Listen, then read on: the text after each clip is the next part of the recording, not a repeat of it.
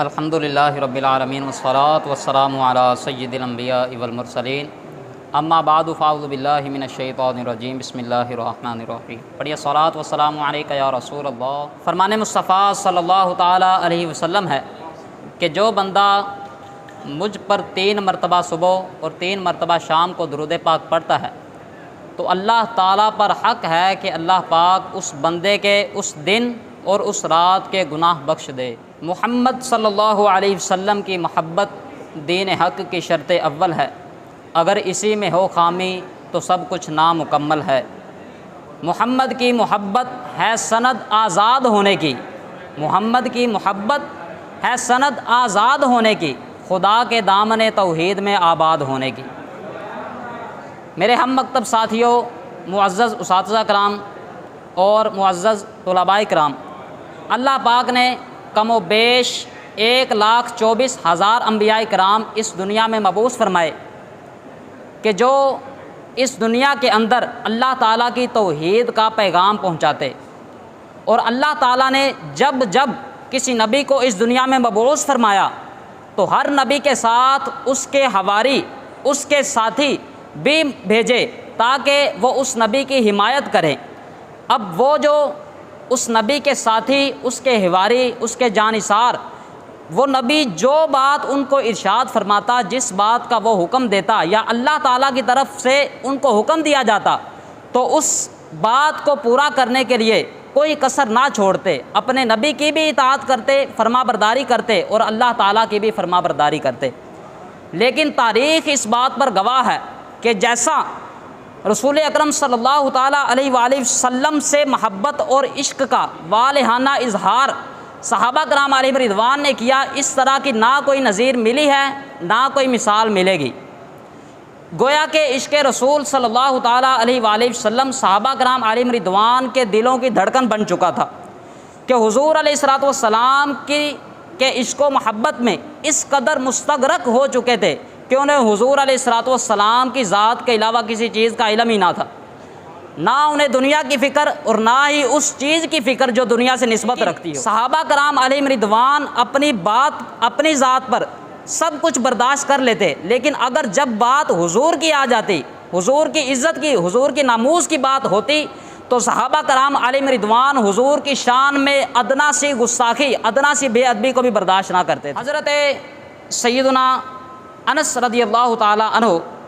وہ ارشاد فرماتے ہیں، ان رجلا سأل النبی صلی اللہ تعالی علیہ وسلم عن الساعۃ، کہ ایک مرد نے، ایک صاحب نے حضور علیہ الصلوۃ والسلام سے قیامت کے متعلق سوال کر دیا۔ متی الساعۃ، یا رسول اللہ صلی اللہ علیہ وسلم قیامت کب آنی ہے؟ تو حضور علیہ الصلوۃ والسلام نے آگے سے ارشاد فرمایا، ما اعددت لہا، تو قیامت کا سوال تو کر رہا ہے لیکن تو نے قیامت کے لیے تیاری کیا کر رکھی ہے؟ تو صحابی عرض کرتے ہیں، یا رسول اللہ صلی اللہ علیہ وسلم لا شیء الا انی احب اللہ و رسولہ، یا رسول اللہ نمازہ پڑھنا مان کوئی نہیں، یا رسول اللہ روزے رکھے نے مان کوئی نہیں، لیکن اگر مان ہے تو صرف ایک ہی چیز ہے کہ میں اللہ اور اس کے رسول دے نال محبت کرنا۔ حضور علیہ الصلوۃ والسلام سے صحابہ کرام علیہم رضوان کی یہ محبت اور یہ والہانہ عشق، یہ اس کی مثال دنیا میں نہیں مل سکتی۔ جب حضور علیہ الصلوۃ والسلام سے صحابی نے یہ عرض کی کہ یا رسول اللہ صلی اللہ علیہ وسلم کہ میں اللہ اور اس کے رسول سے محبت کرتا ہوں، تو حضور علیہ الصلوۃ والسلام نے ارشاد فرمایا، انت مع من احببت، قیامت والے دن تو اسی کے ساتھ ہوگا جس کے ساتھ تو محبت کرتا ہے۔ حضرت انس رضی اللہ تعالی عنہ نے جب یہ بات سنی کہ حضور علیہ الصلوۃ والسلام نے یہ ارشاد فرما دیا ہے تو حضرت انس رضی اللہ تعالی عنہ فرماتے ہیں، فما فرحنا بشیء فرحنا بقول النبی صلی اللہ تعالی علیہ وسلم انت مع من احببت۔ حضرت انس رضی اللہ تعالی عنہ ارشاد فرماتے ہیں کہ پوری زندگی ہمیں کسی بات نے اتنا خوش نہیں کیا جتنا حضور علیہ الصلوۃ والسلام کے اس فرمان نے خوش کیا ہے کہ قیامت والے دن تم اسی کے ساتھ ہوگے جس کے ساتھ دنیا کے اندر محبت کرتے ہو۔ کیونکہ حضرت سیدنا انس رضی اللہ تعالی عنہ ان کا یہ گمان تھا، ان کا یقین تھا کہ ہم حضور علیہ الصلوۃ والسلام سے محبت کرتے ہیں تو ہم قیامت والے دن اور حشر میں جنت میں حضور علیہ الصلوۃ والسلام کے ساتھ ہی ہوں گے۔ جنگ خیبر سے واپسی پر حضور علیہ الصلوۃ والسلام جب مدینہ منورہ واپس تشریف لا رہے تھے تو ایک جگہ پر پڑاؤ فرمایا، حضرت سیدنا علی المرتضیٰ شیر خدا کرم اللہ تعالی وجہہ الکریم، آپ کی مبارک گود میں سر رکھا ہوا ہے، حضور علیہ الصلوۃ والسلام آرام فرما رہے ہیں، عصر کی نماز کا وقت ہو گیا، جماعت کا وقت ہو گیا، نماز کا وقت گزر گیا، مغرب کا وقت ہو گیا۔ تو حضور علیہ الصلوۃ والسلام جب نیند سے بیدار ہوئے تو حضرت علی رضی اللہ تعالیٰ عنہ سے پوچھا، اے علی تمہیں کس چیز نے پریشان کیا ہے؟ تو حضرت علی رضی اللہ تعالیٰ عنہ عرض کرتے ہیں، یا رسول اللہ صلی اللہ علیہ وسلم، آپ آرام فرما رہے تھے تو میری عصر کی نماز گزر گئی، میں نے اس چیز کی اتنی جرت نہیں کی کہ میں آپ کے آرام میں خلل ڈالوں۔ حضور علیہ الصلوۃ والسلام نے اپنی انگلی کے اشارے سے غروب ہوتے سورج کو عصر کے وقت پر واپس لوٹایا، اور حضرت علی رضی اللہ تعالیٰ عنہ کی نماز قضا نہیں ہونے دی، بلکہ حضرت علی نے نماز ادا ہی کی ہے۔ اسی طرح غار ثور میں حضرت سیدنا صدیق اکبر رضی اللہ تعالیٰ عنہ، آپ کی گود میں بھی حضور علیہ الصلوۃ والسلام نے اپنا مبارک سر رکھا ہوا ہجرت کے موقع پر، تو آپ کے مبارک پاؤں پر سانپ نے ڈس لیا، لیکن سانپ نے ڈسا اس کے باوجود بھی حضرت ابو بکر صدیق رضی اللہ تعالیٰ عنہ نے اتنی جرت نہیں کی کہ حضور علیہ الصلوۃ والسلام کے آرام میں خلل ڈالوں، بلکہ حضرت سیدنا صدیق اکبر رضی اللہ تعالیٰ عنہ تکلیف برداشت کرتے رہے، یہاں تک کہ آپ کی آنکھوں سے آنسو نکلے، اور جب آنکھوں کے آنسوؤں نے حضور علیہ الصلوۃ والسلام کے مبارک چہرے کا بوسہ لیا تو سرکار دو عالم صلی اللہ تعالیٰ علیہ وآلہ وسلم نیند سے بیدار ہوئے اور فرمانے لگے کہ اے ابو بکر صدیق، کیا ہوا ہے، تمہاری آنکھوں سے آنسو کیوں جاری ہیں؟ تو حضرت ابو بکر صدیق رضی اللہ تعالیٰ عنہ فرماتے ہیں، عرض کرتے ہیں کہ یا رسول اللہ صلی اللہ علیہ وسلم، مجھے کسی چیز نے ڈس لیا ہے، لیکن میں نے اتنی جرت نہیں کی کہ آپ کے آرام میں خلل ڈالوں۔ تو حضور علیہ الصلوۃ والسلام نے اپنا مبارک لعاب آپ کے پاؤں پر لگایا تو آپ کا پاؤں بالکل تندرست اور صحت والا ہو گیا۔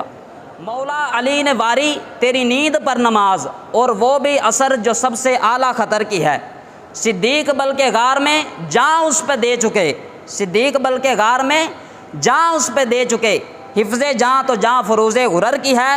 ہاں تو نے ان کو پھیر دی نماز، پر وہ تو کر چکے تھے جو کرنی بشر کی ہے، ثابت ہوا کہ جملہ فرائض فروع ہیں، ثابت ہوا کہ جملہ فرائض فروع ہیں۔ حضرت علی رضی اللہ تعالیٰ عنہ نے نماز چھوڑ دی، نماز ادا کرنا فرض ہے، وقت کے اندر ادا کرنا فرض اور جماعت کے ساتھ ادا کرنا واجب ہے، اپنی جان کی حفاظت کرنا فرض ہے۔ حضرت صدیق اکبر رضی اللہ تعالیٰ عنہ نے اپنی جان کی حفاظت کرنا چھوڑ دی، حضرت علی نے نماز کا فرض ترک کر دیا، لیکن حضور علیہ الصلوۃ والسلام کے آرام میں خلل نہیں آنے دیا۔ کیونکہ وہ جانتے تھے، صحابہ جانتے تھے کہ سب سے جو افضل فرض ہے وہ حضور علیہ الصلوۃ والسلام کی عزت و توقیر کرنا ہی ہے۔ ثابت ہوا کہ جملہ فرائض فروع ہیں، اصل الاصول بندگی استاجور کی ہے۔ حضرت سیدنا طلحہ رضی اللہ تعالی عنہ جنگ احد میں جب سرکار دو عالم صلی اللہ تعالیٰ علیہ وآلہ وسلم پر کفار مکہ نے 70 مرتبہ حملہ کیا، اس دوران سرکار کی طرف کفار مکہ نے تیروں کی برسات کر دی، تیر پھینکنے لگے۔ حضرت طلحہ رضی اللہ تعالیٰ عنہ حضور علیہ الصلوۃ والسلام کے سامنے یوں ڈھال بن کر کھڑے ہو گئے، اپنے ہاتھ سے تیروں کو روک رہے ہیں، اپنے پاؤں سے تیروں کو روک رہے ہیں، اپنے سینے کو حضور علیہ الصلوۃ والسلام کے سامنے ڈھال بنا دیا کہ کوئی بھی تیر حضور علیہ الصلوۃ والسلام تک نہ پہنچنا چاہے، بلکہ ہر تیر جو بھی حضور علیہ الصلوۃ والسلام کی طرف آئے وہ طلحہ کے سینے پر لگے۔ حضرت طلحہ رضی اللہ تعالیٰ عنہ نے ہر تیر، جو بھی تیر آیا، اپنے سینے پر کھائے، اپنے ہاتھ پر کھائے، یہاں تک کہ علماء فرماتے ہیں کہ حضرت سیدنا طلحہ رضی اللہ تعالیٰ عنہ کی انگلیاں کٹ گئی، آپ کا ہاتھ شل ہو گیا، آپ کی زرہ کے نیچے آپ کا ایک شانہ کندھا وہ بھی شل ہو گیا، لیکن پھر بھی حضور علیہ الصلوۃ والسلام کے سامنے ڈھال بنے رہے۔ 70 زخم حضرت سیدنا طلحہ رضی اللہ تعالیٰ عنہ کو لگے، اس کے باوجود بھی آپ نے اف تک نہیں کی۔ یہ حضور علیہ الصلوۃ والسلام سے ان کا عشق اور محبت کا اظہار۔ سیدنا طلحہ رضی اللہ تعالیٰ عنہ سے پوچھا گیا کہ آپ کا کیا حال ہے، تو حضرت طلحہ رضی اللہ تعالیٰ عنہ نے یہ نہیں کہا کہ میں ٹھیک ہوں، بلکہ حضرت طلحہ رضی اللہ تعالیٰ عنہ فرماتے ہیں کہ میں نے پوچھا ما فعل رسول اللہ صلی اللہ علیہ وسلم، رسول اللہ صلی اللہ علیہ وسلم کا کیا حال ہے۔ 70 زخم کھائے ہیں، 70 زخم، اس کے باوجود بھی اپنی جان کی پرواہ نہیں ہے، حضور علیہ الصلوۃ والسلام کے بارے میں پوچھ رہے ہیں کہ حضور علیہ الصلوۃ والسلام کا کیا حال ہے۔ اس کے بعد جب حضور علیہ الصلوۃ والسلام نے ٹیلے پر چڑھنا چاہا، آپ نے 2 زرہیں پہنی ہوئی تھی جس کی وجہ سے ٹیلے پر چڑھنے میں دشواری ہو رہی تھی، چٹان پر چڑھنے میں دشواری ہو رہی تھی، حضور علیہ الصلوۃ والسلام چٹان پر چڑھنے لگے لیکن حضور علیہ الصلوۃ والسلام سے نہ چڑھا گیا۔ حضرت سیدنا طلحہ رضی اللہ تعالیٰ عنہ نے یہ نہیں کہا کہ مجھے 70 زخم لگ گئے ہیں، میرا ہاتھ شل ہو گیا ہے، میرا کاندھا شل ہو گیا ہے، میرا سر پھٹ گیا ہے، کوئی اور صحابی آ جائے۔ حضرت سیدنا طلحہ رضی اللہ تعالیٰ عنہ خود جھک گئے، حضور علیہ الصلوۃ والسلام کے سامنے جھک کر عرض کرنے لگے، یا رسول اللہ صلی اللہ علیہ وسلم، اپنا مبارک قدم میرے کاندھے پر رکھیے اور چٹان پر تشریف لے چلیے۔ آگے علامہ تقی الدین سبکی رحمۃ اللہ تعالیٰ علیہ کیا فرماتے ہیں؟ فرماتے ہیں کہ صحابہ کرام علیہ رضوان جب حضور کا حق ادا نہیں کر سکے تو ہم کس کھیت کی مولی ہیں کہ ہم حضور علیہ الصلوۃ والسلام کا حق ادا کریں گے؟ جو ہم نمازیں نہیں پڑھتے، حضور علیہ الصلوۃ والسلام پر درود پاک نہیں پڑھتے، ایک تسبیح پڑھ کر کہتے ہیں کہ ہم نے حضور کا حق ادا کر دیا، نماز نہیں پڑھتے، ہم نے حضور علیہ الصلوۃ والسلام کا حق ادا کرنا ہے؟ نہ، حضور علیہ الصلوۃ والسلام کا حق اگر صحابہ کرام علیہ رضوان سے بھی ادا نہ ہو سکا تو پھر ہم سے بھی ادا نہیں ہو سکے گا۔ حضرت سیدنا داتا علی حجویری رحمۃ اللہ تعالیٰ علیہ نے کشف المحجوب میں فرمایا کہ ایک ولی کی ساری زندگی کسی نبی کے ایک سانس کے برابر بھی نہیں ہو سکتی،